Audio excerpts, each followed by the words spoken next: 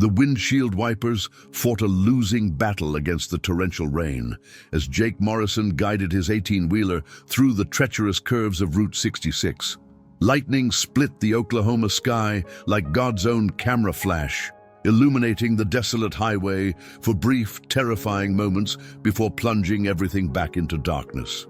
23 years he'd been driving this route, and he'd never seen a storm quite like this one.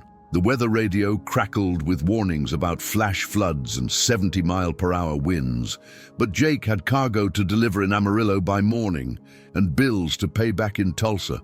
The rain hammered his cab with such violence that it sounded like bullets against steel. His headlights barely penetrated the wall of water cascading from the heavens, and visibility had shrunk to maybe 20 feet ahead. Jake's weathered hands gripped the steering wheel tighter as another bolt of lightning revealed something that made his blood run cold. A figure standing on the shoulder of the road.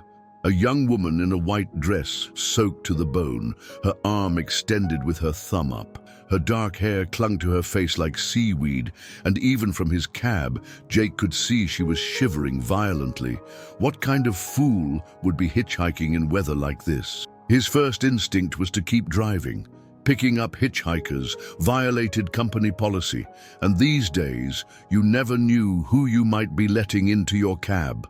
But as another flash of lightning illuminated her desperate face, Jake felt something twist in his gut. She looked terrified, vulnerable, and completely helpless against nature's fury. "Damn!" he muttered, already knowing he was going to regret this decision. Jake began to slow the massive truck, his air brakes hissing through the storm as he pulled over to the shoulder. The woman ran toward his cab through the downpour, stumbling slightly in what appeared to be old-fashioned white heels. Strange choice of footwear for hitchhiking, Jake thought as he rolled down his window. "Thank God," she called up to him, her voice barely audible above the storm. "I've been waiting for hours. My car broke down about 5 miles back." She was younger than he'd initially thought, maybe early 20s, with striking features that reminded him of classic Hollywood starlets from decades past. There was something timeless about her beauty, something that seemed untouched by the harsh realities of modern life. "Climb up!" Jake shouted back, gesturing toward the passenger side. "Doors unlocked." As she made her way around the front of the truck, Jake quickly cleared the passenger seat of his coffee cups, road maps, and the romance novel he'd been too embarrassed to admit he was reading. The woman climbed into the cab with surprising grace despite her waterlogged condition, bringing with her the scent of rain and something else. Something that reminded Jake of his grandmother's perfume, sweet and slightly outdated. "Thank you so much," she said, settling into the passenger seat. "I'm Elena." Her voice carried a slight accent, maybe Hispanic, and there was a quality to it that seemed to echo strangely in the cab's confines. "I really didn't think anyone would stop in this weather." "Jake Morrison," he replied, putting the truck back in gear. "And you're right, I almost didn't. Where are you headed?" Elena told him she needed to get to the next town, maybe 15 miles down the road. As they drove through the storm, Jake found himself stealing glances at his unexpected passenger. There was something unusual about her, something he couldn't quite put his finger on. She didn't seem to be generating any body heat despite being soaked, and when lightning flashed, he could have sworn he saw right through her for just an instant. "You know," Elena said softly, staring out at the storm-lashed landscape, "people say Route 66 is haunted, that the spirits of those who died on this highway still wander, looking for something they lost." Jake laughed nervously, unsure why her words sent a chill down his spine. "That's just talk to spook tourists," he replied, though his voice lacked conviction. Elena turned to look at him then, and in the dim glow of the dashboard lights, Jake saw something in her eyes that made his heart skip a beat, a sadness so deep it seemed to have no bottom. The storm began to subside as suddenly as it had intensified, and when Jake looked over to comment on the improving weather, the passenger seat was empty. Elena was gone, vanished without a trace, leaving behind only a faint scent of that old-fashioned perfume and something else, a small, tarnished locket lying where she had been sitting. 3 days had passed since the incident, and Jake couldn't shake the image of Elena from his mind. The locket sat on his kitchen table like an accusation, its tarnished silver surface reflecting the morning light streaming through his apartment window in Tulsa. He'd examined it countless times, noting the intricate engravings that seemed to spell out Elena V in flowing script. Inside was a photograph of a young woman who looked exactly like his mysterious passenger, but the picture had a sepia tone that suggested it was decades old. Jake had always prided himself on being a rational man. 23 years on the road had taught him to trust his instincts, but they'd also taught him to distinguish between reality and the tricks an exhausted mind could play during long night drives. Yet the locket was real, solid, undeniably there. He'd called his dispatcher to report the incident, claiming he'd found it on the highway, but Charlie just laughed and told him to turn it into the state police when he got a chance. That afternoon, while grabbing coffee at Murphy's truck stop, Jake overheard a conversation that made his blood run cold. Two drivers at the next table were talking in hushed tones about their own encounters with a mysterious woman on Route 66. The first driver, a heavy-set man named Carlos, described picking up a young Hispanic woman in a white dress during a rainstorm 3 weeks ago. She'd vanished from his cab just like Elena had vanished from Jake's. "I'm telling you, Pete, she was there 1 second and gone the next," Carlos insisted, his voice trembling slightly. "Left nothing but this weird smell, like old perfume. I thought I was losing my mind." Pete nodded grimly. "Same thing happened to my brother-in-law last month, near the Texas border. Young woman, white dress, disappeared right out of his cab. He's been seeing a shrink ever since." Jake's hands shook as he set down his coffee cup. He wasn't going crazy. Other drivers had experienced the same thing, but that realization brought more questions than answers. Who was this woman? Why was she appearing to truck drivers? And why did she keep vanishing without explanation? The rational part of his mind still wanted to believe there was a logical explanation, but the evidence was mounting against conventional reasoning. That evening, Jake decided to do something he'd never done before. He went to the internet cafe in downtown Tulsa to research his experience.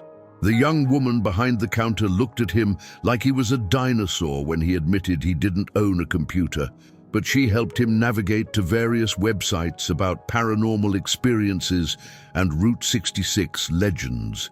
What he found made his stomach churn. The search results were filled with stories dating back decades about a vanishing hitchhiker on Route 66. The descriptions were remarkably consistent. A young Hispanic woman in a white dress who appeared during storms, accepted rides, then vanished without a trace. Some stories claimed she was looking for her killer. Others suggested she was trying to warn drivers about dangerous stretches of highway. But all the accounts shared certain details that matched Jake's experience perfectly. As Jake dug deeper into the online reports, one name kept appearing in the comment sections: Sarah Chen, a journalist from Chicago who had apparently been investigating these sightings for years. She'd written several articles about unexplained phenomena on America's highways, and according to her bio, she specialized in debunking urban legends.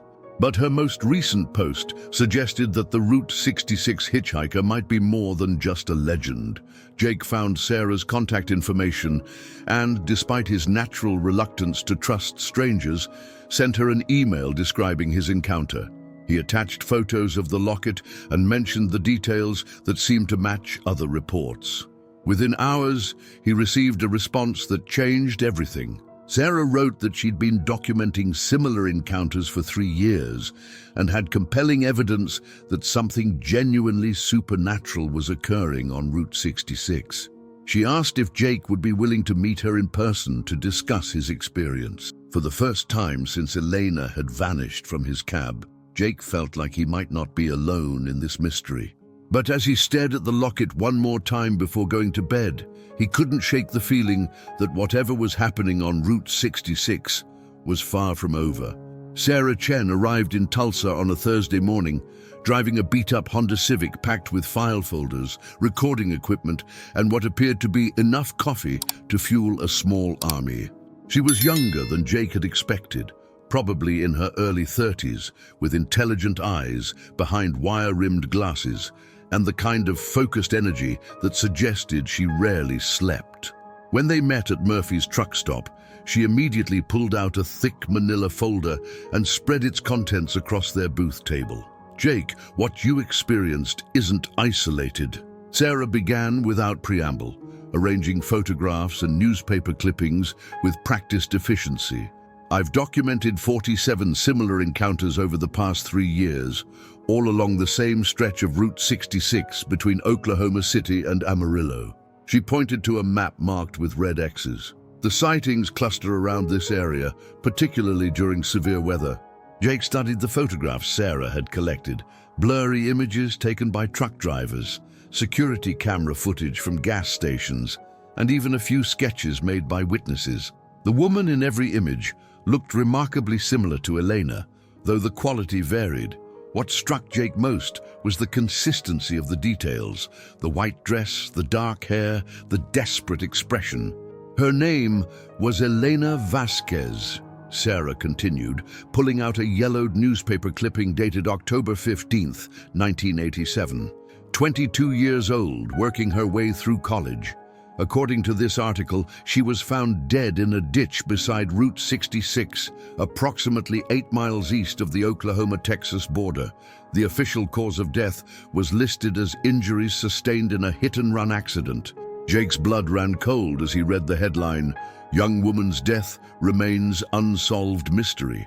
The accompanying photograph showed a beautiful young woman with dark hair and striking features, the same face that had looked at him with such sadness 3 nights ago. The article mentioned that Elena had been wearing a white dress when she was found, and that her car had been discovered abandoned 5 miles from her body with a dead battery. "But here's where it gets interesting," Sarah said, lowering her voice. "I've been digging through police records, and the official investigation was suspiciously brief. No real effort was made to find the hit-and-run driver. The case was closed within 6 weeks, which is unusual for a fatality involving a young woman. Someone wanted this investigation to go away." She pulled out another document, this one more recent. "Last year, I managed to track down the retired detective who worked Elena's case. He agreed to meet with me off the record, and what he told me changes everything. Detective Frank Morrison, no relation to you, I assume, said he was pressured by his superiors to close the case quickly. He suspected Elena's death wasn't an accident at all." Jake felt the pieces clicking together in his mind, though he didn't like the picture they were forming. "You think she was murdered?" "I think Elena Vasquez was killed by someone with enough influence to cover it up," Sarah replied grimly. Detective Morrison mentioned that Elena had been asking questions around town about local business dealings, particularly involving land development along Route 66. She was studying journalism at the time and apparently working on some kind of investigative piece. Sarah spread out copies of Elena's college transcripts and course materials. "Look at this." Her final project was titled "Corruption and Development Along America's Mother Road." She was investigating suspicious land purchases and zoning changes that made certain people very wealthy in the late 1980s. Morrison believes she discovered something that got her killed.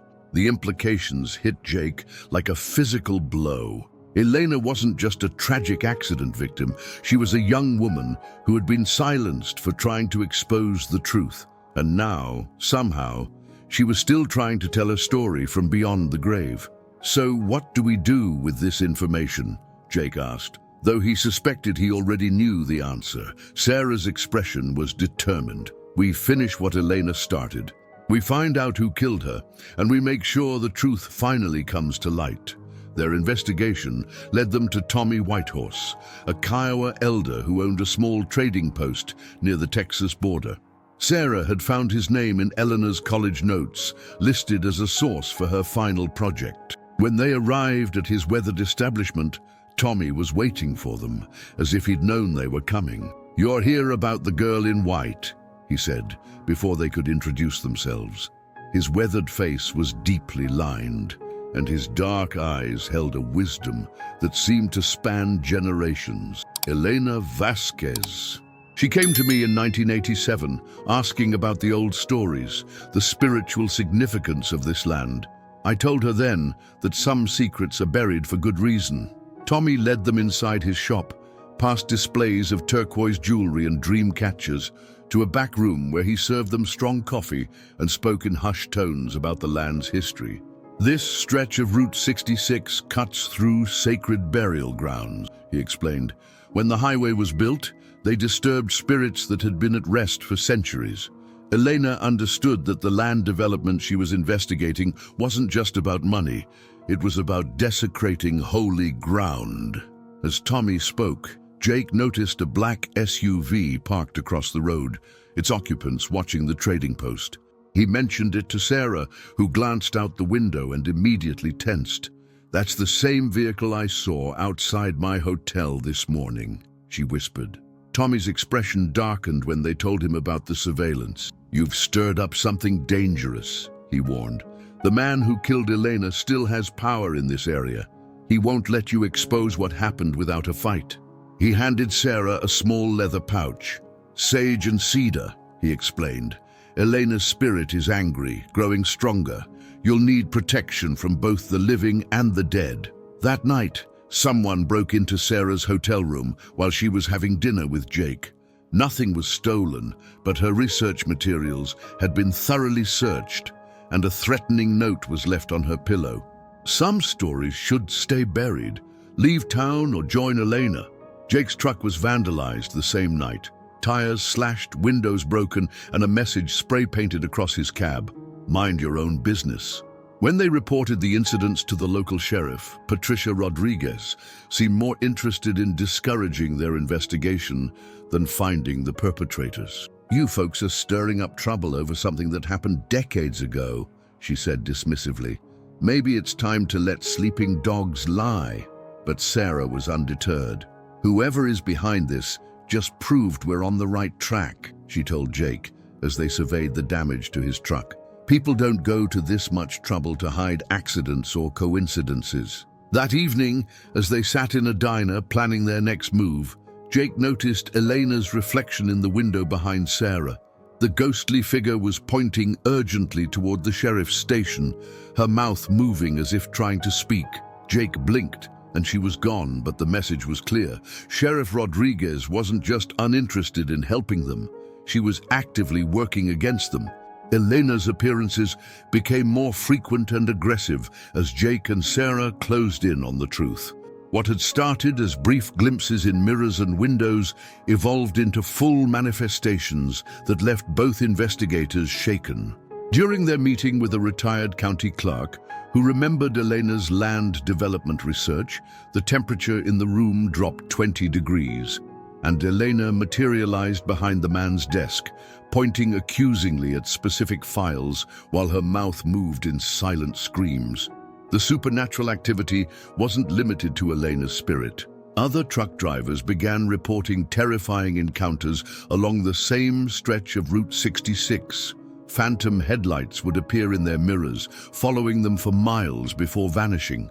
Radio stations would suddenly switch to static-filled broadcasts of a young woman's voice pleading for justice. Most disturbing were the near accidents, drivers swerving to avoid a figure in white that would appear suddenly in their headlights, only to find nothing there when they stopped to investigate. Through their research, Sarah and Jake discovered that Richard Blackwood, now a wealthy developer and city councilman, had purchased hundreds of acres of land along Route 66 in the months following Elena's death. The transactions had been facilitated by Sheriff Rodriguez's predecessor and approved by officials who had since either died or moved away. Blackwood's development empire was built quite literally on Elena's grave. When they attempted to interview Blackwood at his offices, they were met by corporate lawyers and security personnel who made it clear they weren't welcome. But Elena had other plans. During their brief conversation in the building's lobby, every light in the 30-story building began flickering in sequence. Elevators malfunctioned, and the temperature dropped so dramatically that people's breath became visible. Blackwood himself appeared briefly, his face pale with terror, before disappearing back into his office. That night, Elena appeared to Jake in his hotel room, more solid and real than ever before. She spoke for the first time since their initial encounter, her voice carrying the weight of decades of unresolved anguish. "He killed me because I found the contracts," she said, her image flickering like a dying light bulb. The sacred burial ground.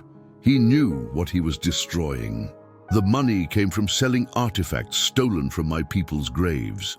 Elena's revelation painted a picture of corruption that went far beyond simple murder. Blackwood hadn't just killed a young journalism student. He'd orchestrated a conspiracy that involved grave robbing, artifact trafficking, and the systematic destruction of Native American sacred sites. The profits had funded his rise to power and influence, but Elena's growing anger was becoming dangerous. The paranormal activity escalated beyond mere manifestations to actual physical threats. Trucks experienced mysterious brake failures near Blackwood's properties. Construction equipment at his development sites suffered unexplained malfunctions that injured workers. Elena's quest for justice was turning into supernatural vengeance that threatened innocent lives. Jake realized they were running out of time. They needed to expose Blackwood's crimes before Elena's righteous fury claimed more victims. But their investigation had put them directly in the crosshairs of a man who had already killed once to protect his secrets. The final confrontation came during another violent storm, as if Elena had summoned the very elements to witness justice. Jake and Sarah had gathered enough evidence to expose Blackwood's crimes, but they needed to reach the state authorities before he could silence them permanently.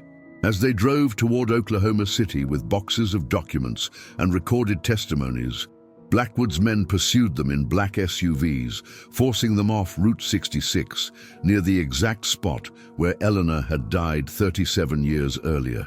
Elena's spirit manifested with terrifying intensity, her presence causing the temperature to plummet and electronic devices to malfunction. The pursuing vehicles spun out of control as their engines died and their windows frosted over. But Elena's fury was indiscriminate. Jake's truck began experiencing the same supernatural interference, sliding dangerously toward the same ditch where her body had been found decades ago. "Elena, stop!" Jake shouted into the swirling chaos of wind and supernatural energy. "This isn't justice. It's revenge. You're going to hurt innocent people just like he did." His words seemed to reach her, and for a moment, the paranormal activity ceased. Elena appeared in the passenger seat where she had vanished weeks ago, tears streaming down her translucent face. Tommy Whitehorse's sage and cedar burned in Sarah's hands as she spoke directly to Elena's spirit. "Your story will be told," she promised. "The truth about your murder, about the sacred grounds he destroyed, about all of it. But you have to let us live to tell it. This is your chance for real justice, not just vengeance." Elena's image flickered between the angry, vengeful spirit she'd become and the hopeful young woman she'd been in life. In that moment of clarity, she made her choice. Instead of continuing her supernatural assault, Elena's spirit guided state police directly to their location. The officers arrived to find Blackwood's men trapped in their disabled vehicles, along with Jake and Sarah's evidence boxes intact. The investigation that followed was swift and thorough. Blackwood's conspiracy unraveled as witnesses came forward, protected by the media attention Sarah's story generated. The corrupt former sheriff was arrested, and the current Sheriff Rodriguez was suspended pending investigation of her role in the cover-up. Most importantly, Elena's murder was officially reclassified as a homicide, and Blackwood was charged not only with her death, but with decades of fraud, conspiracy, and desecration of Native American burial sites. On the night Blackwood was arrested, Elena appeared to Jake one final time. She was peaceful now, no longer the tormented spirit that had haunted Route 66 for nearly 4 decades. "Thank you," she whispered, her voice carrying a serenity that had been absent since their first meeting. "I can rest now." She placed Elena's locket in Jake's hand, but this time it was warm to the touch, and the photograph inside showed Elena smiling. Jake returned the locket to Elena's family, who had never stopped believing their daughter's death was more than an accident. The paranormal activity along Route 66 ceased entirely, and the highway returned to being just another stretch of American road. But Jake never forgot the lesson Elena had taught him. Sometimes the dead can't rest until the living find the courage to seek justice for the wrongs that were never made right.